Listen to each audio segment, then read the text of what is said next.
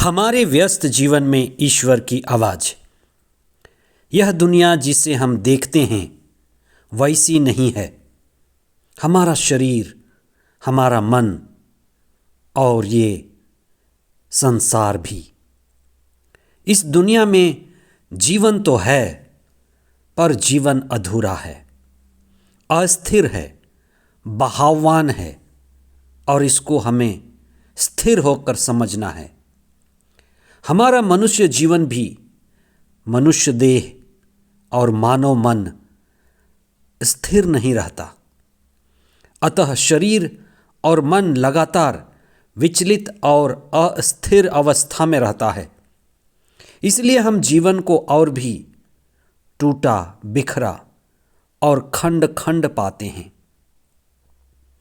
हम कैसे इस जीवन के समग्रता को समझ पाएं, ये बड़ा सवाल है। इसीलिए हमें ध्यान की, चेतना की और साधना की भी जरूरत है। आध्यात्म एक दूसरी नजरिया है जिसमें हम हमारे संपूर्ण जीवन को समग्र, संपूर्ण संसार को एक रूप और सब चीज़ों को जुड़ा हुआ और संयुक्त देखते हैं और पाते हैं। यही जीवन की पूर्णता को जीने और जानने का मार्ग है। अतः इस दुनिया के आगे भी दुनिया है। इस जीवन की पूर्णता प्रभु को पाने में है। मृत्यु अंत नहीं है। इसलिए हम चिंतन करें कि हम जीवन शरीर, मन और संसार के पार आत्मा और चेतना में आलोकित हों। दूसरा सामान्य सप्ताह 19 जनवरी 2023 बृहस्पतिवार। पहला पाठ इब्रानियों के नाम पत्र अध्याय 7 पद संख्याएं 25 और उसके आगे अध्याय 8 पद संख्याएं 1 से 6 तक। संत मार्कुस का सुसमाचार अध्याय 3 पद संख्याएं 7 से 12 तक। ईश्वर अलग अलग रूपों में हमारे जीवन में आते हैं। भूखों के जीवन में ईश्वर भोजन बनकर आते हैं। प्यासे के जीवन में ईश्वर पानी बनकर आते हैं। रोगी के जीवन में ईश्वर दवा और चंगाई बनकर आते हैं। अपदूत ग्रस्त के जीवन में ईश्वर छुटकारा बनकर आते हैं। आज का सुसमाचार इसी बात को प्रमाणित करता है कि कई लोगों ने ईसा के द्वारा परम पावन ईश्वर का अनुभव किया और ईसा के संपर्क में आकर भले चंगे हुए लोग आज भी होते हैं। इसलिए बड़ी भीड़ ईसा के पीछे आने लगी थी। लेकिन भीड़ का आध्यात्म से क्या लेना देना है? ये सवाल हमें पूछना है कि भीड़ का आध्यात्म से क्या लेना देना है।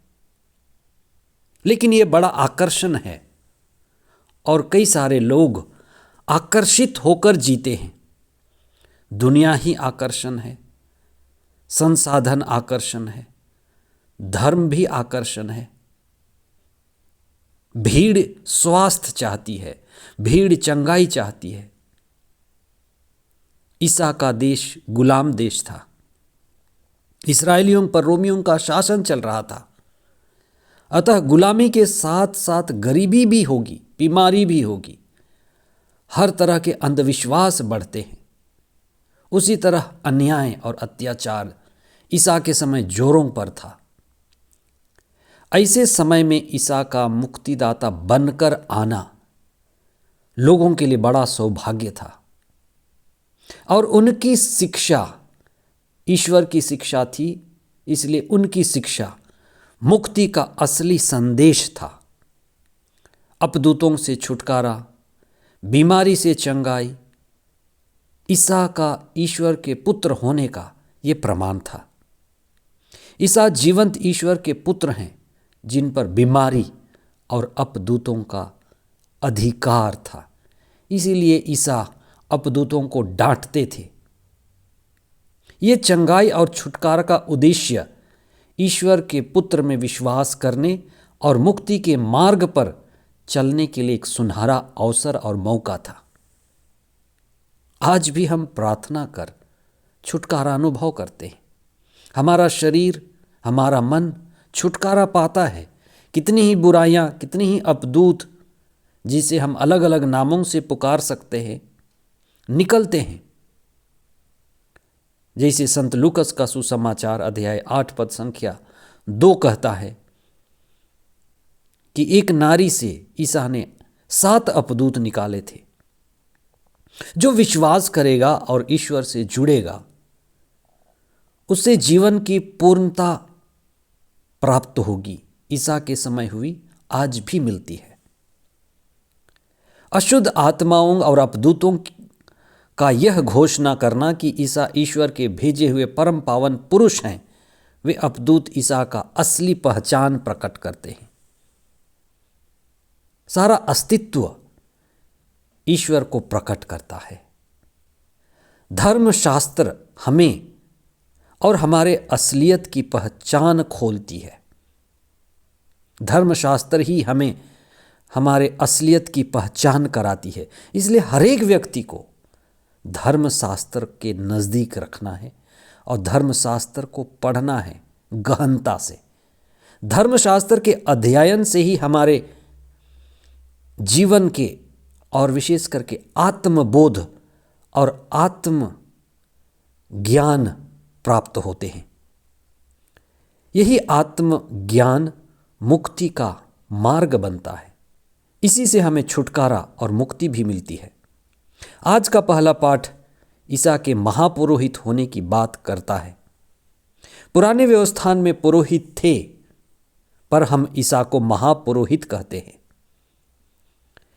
उनमें यह फर्क है कि ईसा स्वयं ईश्वर थे, स्वयं बलि बने, बेदी भी बने और महापुरोहित भी बने। वे कितने विनम्र थे। इसीलिए यूहन्ना बपतिस्ता ने कहा था, देखो ईश्वर का मेमना जो संसार का पाप फर लेता है। वे आज्ञाकारी थे। हमारे जीवन में अहंकार का बलिदान ही सबसे बड़ा बलिदान है। इसलिए ईसा का क्रूश बलिदान अहंकार का बलिदान है। जब जब भी हम प्रार्थना घर में जाएं, प्रभु के पास जाएं, अपने अहंकार को बलि चढ़ाएं।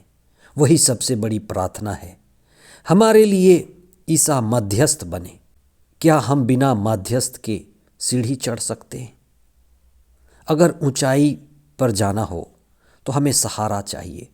आध्यात्म की ऊंचाई में भी हमें गुरु चाहिए, ईसा सद्गुरु चाहिए।